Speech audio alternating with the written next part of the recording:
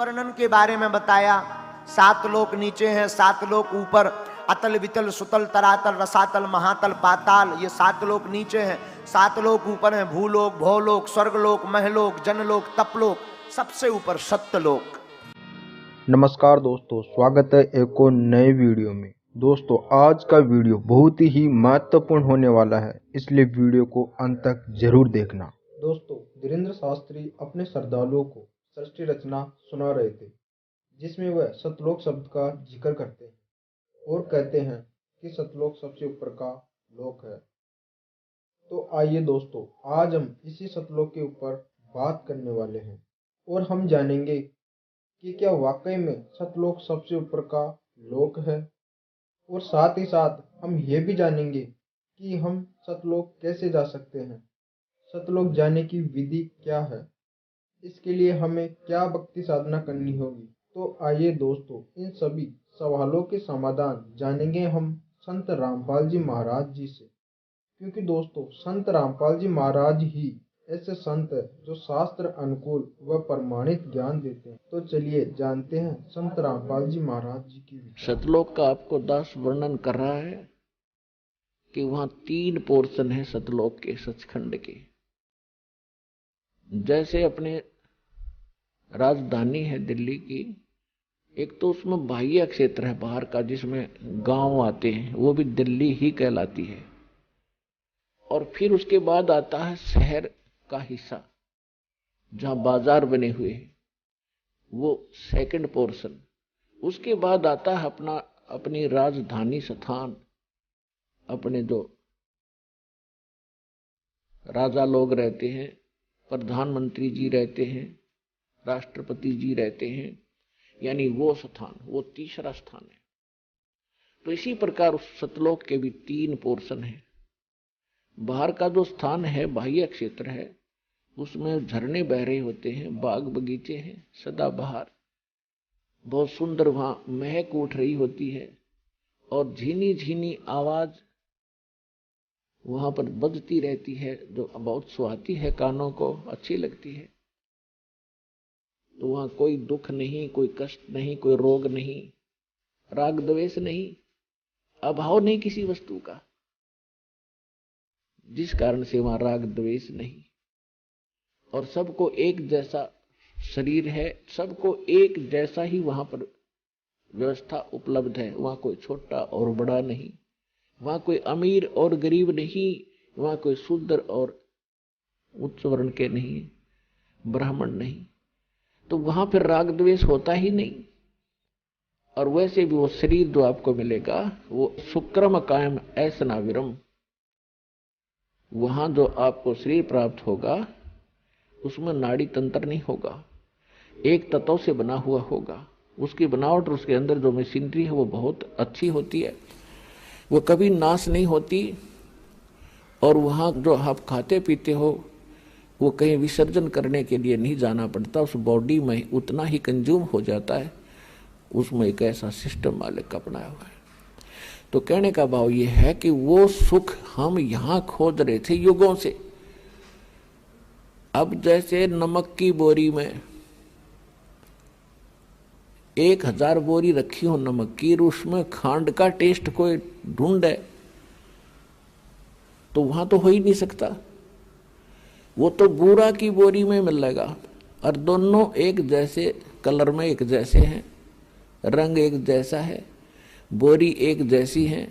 इसी प्रकार उस सतलोक की या नकल है। सतलोक में एज इट इज सृष्टि है। यहाँ तो ये अब खत्म हो गए, जैसे पेड़ पेड़ ये तो कति कंडम हो गया काम सारा ही, इसलिए उसको सतलोक अमरलोक अजरलोक कहते हैं। वहाँ कोई वस्तु नष्ट नहीं होती। और यहाँ पर आप देख रहे हो ऐसी ही व्यवस्था है, ऐसे ही सृष्टि है, और ऐसे ही वहाँ बाग बगीचे हैं, ऐसे ही पुरुष स्त्री हैं।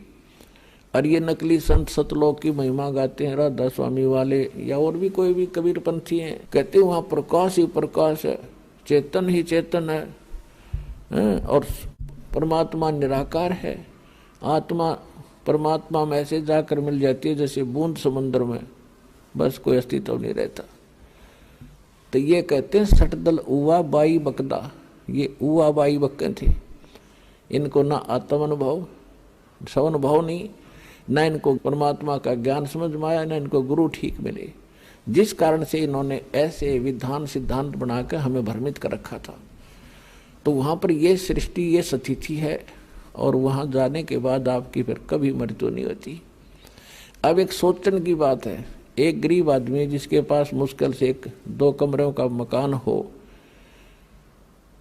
और उसको कोई कह दे कि चाल तुझे 500 एकड़ जमीन बना बनाई कोठी इतनी सुंदर और उसको चल वहां तुझे देता हूं, या तो उसका विश्वास नहीं होगा, और विश्वास होगा 2 मिनट लाओगा छोड़ेगा ढूंढने, इनका पड़ा रहेगा चल अपना हमारा ही मौज, वो पड़ा रहेगा कि जिसका कोई बरतो चाहे ना बरतो। तो ऐसा ही है जो दास आपको बता रहा है, या तो आपका विश्वास नहीं होगा, लेकिन विश्वास दास करा के छोड़ देगा।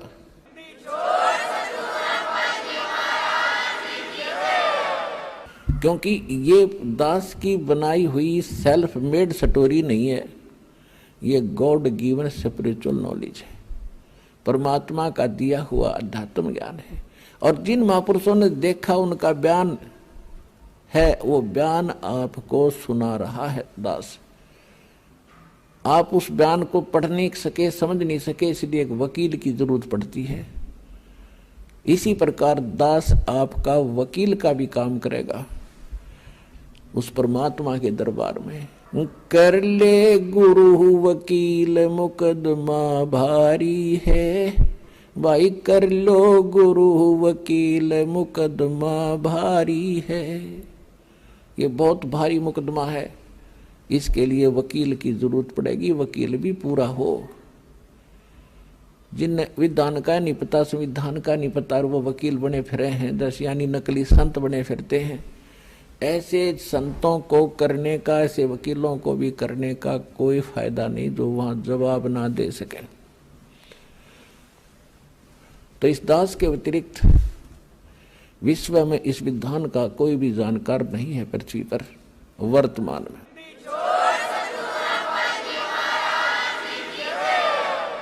परमात्मा गरीबदास जी को लेकर गए जिंदा महात्मा के रूप में, और गरीबदास जी देखकर उस लोक को होए हैरान रह गए। अजब नगर में ले गए हमको सतगुरु आने, जल के बिंब अगाध गति हम सूते चादर ताड़े। अजब नगर में ले गए भगवान मुझे खुद आकर के, ये प्रमाण दे रहे हैं गरीबदास जी, अपना एफिडेविट बता रहे हैं वाणी में। तो वहां जाकर क्या देखा कि परमात्मा बैठे हैं सिंहासन के ऊपर, ऊपर सफेद छत्र और सिर पे मुकुट है, जैसे राजा विराजमान होते हैं। और उन परमात्मा के चेहरे को में इतनी रौनक है, इतनी समाइल है कि देखते ही आत्मा खुश हो जाती है। और जो ही गरीबदास जी ने देखा कि ओहो ये बैठे हो भगवान, तो भाई हो न देखते ही रह गया उनके चेहरे की तरफ। उधर से एक परमात्मा अपने दूसरे रूप में, जिंदा महात्मा के रूप में जो नीचे गए थे, वही जाकर के एक चमर उठाते हैं। चमर जैसे आप देखते हो यहाँ ग्रंथ साहिब पर करते हैं, पीछे ये घोड़ी के से बाल से आ रहे सफेद सफेद, ऐसा चंवर करते हैं। और उठाकर चंवर करने लगे जो सिंहासन पर बैठे भगवान के ऊपर। अब गरीबदास जी देख रहे हैं कि ये बाबा जी जिंदा महात्मा यहाँ का, इनका कोई शिष्य है, यहाँ का नौकर है, सेवक है, जो भगवान पर चंवर कर रहा है। और परमात्मा ये है जो सिंहासन पर बैठे। उसी समय सिंहासन पर बैठे परमात्मा खड़े हुए और नीचे से जिंदा महात्मा के रूप में जो गए थे भगवान, वो उस अनंत कोट ब्रह्मांड के सिंहासन पर विराजमान हुए। जो परमात्मा मुकुट पहरे हुए थे और जिसके एक रोम में, रोम कहते हैं बाल को, रोमकूप कहते हैं जो छिद्र जहाँ बाल उगा है, तो कहते हैं एक रोमकूप में या बाल में कहो रोम में, इतना रोशनी है, करोड़ सूर्य मिला दे करोड़ चंद्रमा, इतना तेज। यहाँ तो इन आंखों से नहीं देख सकते हम उस तेज को, वहाँ हमारी आंखें दूसरी होती हैं, आत्मा की आंखों से देखा जाता है और वो बहुत प्यारा लगता है, आंखें बंद नहीं होती। तो गरीबदास जी देख रहे हैं, तो असमंजस में पड़ गए, भी भगवान कौन सा इनमें, बाबा जी तो इस पर बैठ के कुर्सी पे और भगवान खड़े हो गए, चौर करें जिंदा के रूप पर। थोड़ी सी देर में वो तेजोमय शरीर वो जिंदा महात्मा वाले शरीर में समा गया और एकदम उनका नूरी शरीर हो गया, तेजोमय शरीर।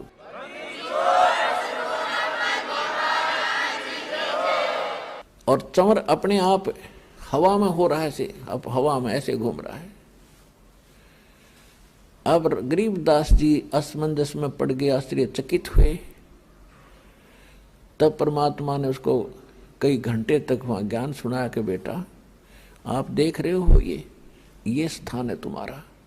आप यहाँ रहा करते थे, चीटी तले का हाथी तक गधे कुत्ते सुअर बने फिर रहे हो, वहां राजा बनकर इंद्र बनकर स्वर्ग में देवता बनकर आप फूले नहीं समाते हो, वो तो नरक है, वो तो कीड़े की कुंड का आकर ना वो स्थान है, वो 21 ब्रह्मांड इस लोक की तुलना में। वो तो गरीबदास देख ही रहे थे कि सचमुच भगवान है। अब कहते हैं गरीबदास जी को मालिक ने बताया कि मैं भाई चारों युग में जाता हूं। जो उन्होंने उनको कथा सुनाई सारी, वो ज्यों की तो गरीबदास जी ने आकर नीचे बोली और वह नो की नो लिखवा दी गई। तो कहा कि मैं काशी में धानक रूप में रहा करता था, वहां दिखा करता, लोगों को कपड़ा बुनता, और मैं एक एक दिन बेटा हजार हजार जगह प्रगट होकर और अब तेरे भाई बहनों को ज्ञान सुनाया करता। लेकिन वो तो इतने अंधे हो लिए, इस काल की भांग पिए पड़े हैं भाई, उनकी आंखें नहीं खुलती। मैं रोवत हूँ सृष्टि को, सृष्टि रोवे मोहे, गरीबदास इस वियोग को हो समझ न सकता कोई। गरीबदास जी को भगवान समझा रहे हैं कि गरीबदास वो सभी मुझे खोद रहे हैं, हे सुखदाई परमात्मा, हे संकट मोचन, हे मंगल करने वाले परमात्मा, आप कहाँ हो, हमें सुख दो। और मैं जब जाके कहता हूँ कि मैं परमात्मा हूँ तो ये मेरी मानते नहीं, मेरा ज्ञान नहीं सुनते। हमरा ज्ञान किने ना सुनिया, ये पर भी लेने जाते है दुनिया। पर भी नहाने जाते हैं कुंभ के मेला पे और उड़ा कत्लेआम हो जाता है, एक्सीडेंट दुर्घटना में मर जाते हैं और कोरा पाप कमाते हैं, वहां कोई लाभ नहीं। उन बच्चों को काल ने इनको इतना भ्रमित कर दिया। तो गरीबदास जी कहने लगे परमात्मा अब मुझे यहीं रख लो।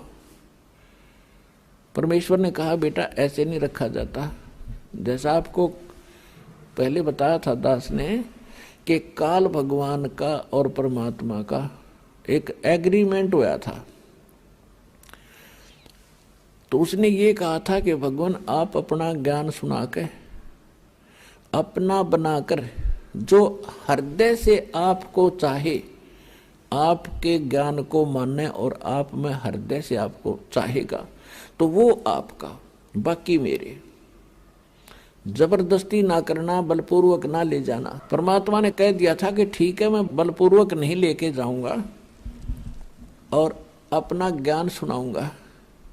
और दूसरी बात यह है कि जब आप यहां से गए भक्ति धन से परिपूर्ण थे, उतने ही भक्ति कमाई करके यहां आ सकते हो, वैसे नहीं आ सकते।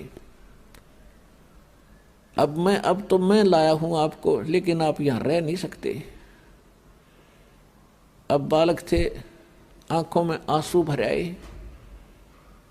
क्योंकि वहां जाने के बाद पता चलता ये क्या है, ये तो नरक दिखाई देता। यहाँ का चाहे सारी पृथ्वी का राजा हो, कति नरक दिखाई देता उस सुख की तुलना में। तब परमात्मा ने कहा कि बेटा तू चिंता ना कर, मैं तेरे साथ रहूंगा और ये ऐसा मंत्र दूंगा जल्दी ही आप भक्ति युक्त हो जाओगे।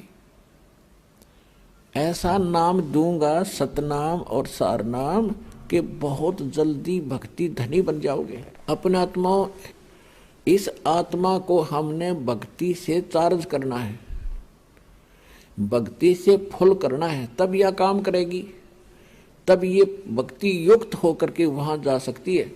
जैसे एक तो साइकिल में हवा भरा कर हाथ से पंप चला के वो एक छोटी सी ट्यूब में डाल सकते हैं, उसमें टायर में नहीं भर सकते उससे, और लगे रहेंगे तो काफ़ी समय लगेगा। मन 3-4 दिन 10 दिन लग जाए उसमें, अगर उसी से को पचा, लेकिन वो तरीका नहीं है ट्रक की टायर में हवा भरने का। उसके लिए तो एक प्रेशर चला हुआ है, उससे भरी जाएगी वह, और मिनट में भर दो। इसी प्रकार जो भक्ति विधि मैं बताऊंगा गरीबदास, वो इतना गजब की होगी कि थोड़े ही समय में तुम्हारे टायर भर जाएंगे, फुल हो जाएंगे।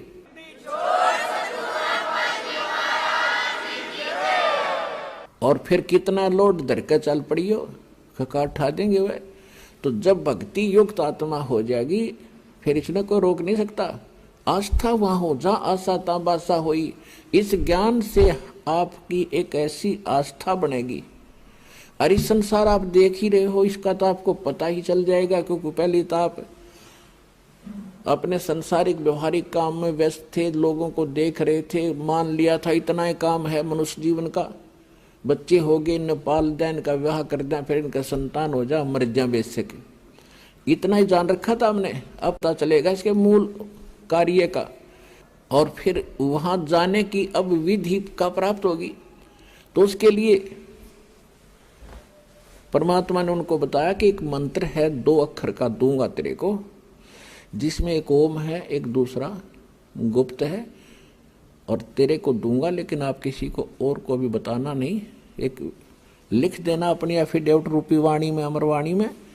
और कबीर सागर में, कबीर साहिब की वाणी में कुछ इन लोगों ने गड़बड़ कर दी थी, जिस कारण से परमात्मा ने अपनी महिमा की वाणी गरीबदास जी को अपना साक्षात्कार करवा कर सतलोक ले जाकर वापस छोड़कर उससे कंप्लीट लिखवा दी। कबीर सागर में भी 90% 80% बातें सत्य हैं, 20% इन्होंने अपने हिसाब से उल्टी सुल्टी कर ली, इनका समझ में आई को नहीं। इन नकली कबीर पंथियों के जिन्होंने अपने अनुकूल लगी, उसको वैसे ही थोड़ा सा चेंज कर दिया, फिर भी उसमें सत्यता बहुत कुछ है। और गरीबदास जी ने फिर क्लियर कर दिया। अब क्या बताया गरीबदास जी ने अपनी अमृतवाणी में बताया है, सत्य नाम पालड़ रंग होरी हो, भाई 14 लोक चढ़ावे राम रंग होरी हो, 3 लोक पास्यंग धरे रंग होरी हो, तो ना तुले तुलाया राम रंग होरी हो। होरी माने जैसे हम होली मनाते थे ना, होली खेलते थे, तो गरीबदास जी के पास जब गरीबदास जी वापस नीचे आए थे, किसी ने कहा कि महाराज आओ होली खेलेंगे, होली। परमात्मा बोले भैया नकली होली नहीं खेला करते हम, अब हमें पता चल गया वो असली होली खेलेंगे, राम रंग वाली। राम के रंग में हम रंगे गए, और ऐसे रंग गए यू फिर कदे ना उतरे मेरा। तो उसके बारे में बता रहे हैं, मन राजा खेलन चला रंग होरी हो, उस पर पटन पर लोक राम रंग होरी हो। फिर कहते सत्य नाम पालड़ रंग होरी हो, 14 लोक चढ़ावे राम रंग होरी हो, 3 लोक पास्यंग धरे रंग होरी हो, तो ना तुल तुलाया राम रंग होरी हो। सतनाम का जो 2 अक्षर का मंत्र है, उसकी कीमत बता रहे हैं गरीबदास जी। परमात्मा ने उनको बताया, उन्होंने फिर हमें बताया, तो परमात्मा गरीबदास जी को बता रहे हैं, एक सतनाम का सिमरण श्वास और उश्वास से करने से, क्योंकि ये 2 मंत्र हैं और 2 ही प्रकार से इसका जाप होता है। उसकी कितनी कीमत बनती है, लेकिन अधिकारी से लेके अपनी मर्जी से कोई अपॉइंटमेंट लेटर लिख ले, मैं लग गया तहसीलदार और लिख ले, साइन कर ले किसी के आप पे, तो वो नहीं लग सकता। वो तो अधिकारी ही अपॉइंटमेंट लेटर पे वो भर चाहे कोई दो, साइन उसके होने चाहिए ओरिजिनल। तो इस विश्व में 21 ब्रह्मांड में इस नाम के दान करने का इस दास के अतिरिक्त कोई अधिकारी नहीं है।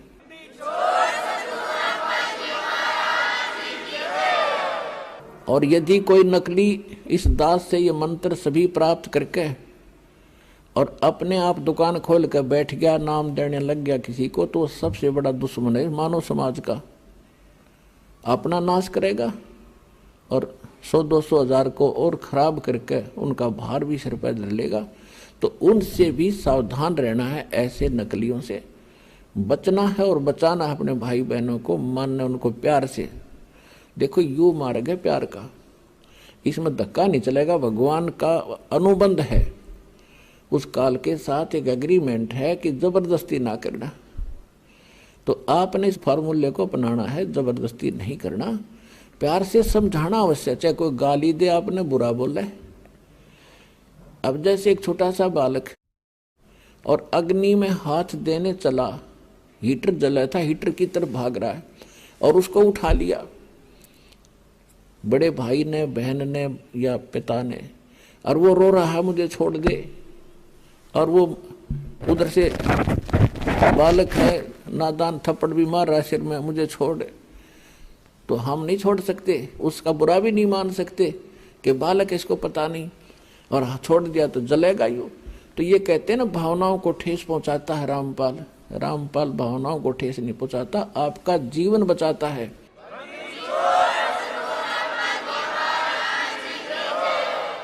अब प्रारंभ में जब ये ज्ञान धीरे धीरे प्रचार शुरू किया, टीवी माध्यम से जाने लगा, तो भक्तों के पास अनजान लोगों के ऐसे बुरे फोन आते थे, गालियां देते थे, तुम क्या कह रहे हो, ब्रह्मा विष्णु महेश को नासवान बता रहे हो, तुम्हें ये कर देंगे वो कर देंगे। इनसे प्रार्थना कर रखी थी, भाई बोलियो ना, सुनते रहो पर चलते रहो। एक दिन आवेगा, इनकी भांग उतरेगी, ज्ञान सामने रखा हुआ है, और अब भी नहीं समझेंगे, फिर तो पत्थर हैं ये। और फिर जान बूझ साची तजय करे झूठ ने, ताकि संगत है प्रभु सोपन में भी ना दे। आंखों प्रमाण देख के और फिर भी नहीं मानेगा तो पत्थर आदमी है, कहते इसे नालायक के तो सपने में भी ना मिला हमने। तो इसी प्रकार आपका प्रयत्न है, प्रत्येक भाई बहन को समझाओ, और कोई ऐसी गलती कर रहा है उसको समझाओ, क्यों पाप का भागी बन रहा है, ऐसी गलती मत करो। आप भी दोबारा उपदेश लो वहां जाके, और इनको छोड़ो भगवान के बच्चों का। ये तो पहले दुश्मन बतेरे थे, ये काल के दूत नरे भेज रखे काल ने, इनको मिसगाइड कर दिया। सारे सबकी दुर्गति हो रही है, भक्ति भी कर रहे हैं, साधना भी कर रहे हैं, जो भी कोई क्रिया बताता वो भी कर रहे बेचारे, और फिर भी दुखी, क्योंकि वो शास्त्र विदिता कर्मन माना आचरण है, वो सत्य भक्ति नहीं है, शास्त्र अनुकूल नहीं है। शास्त्र अनुकूल भक्ति और पूरा कोर्स सतलोक आश्रम बरवाला जिला हिसार है। दोस्तों आज के लिए फिलहाल इतना ही, मिलते हैं अगले वीडियो में, तब तक के लिए धन्यवाद।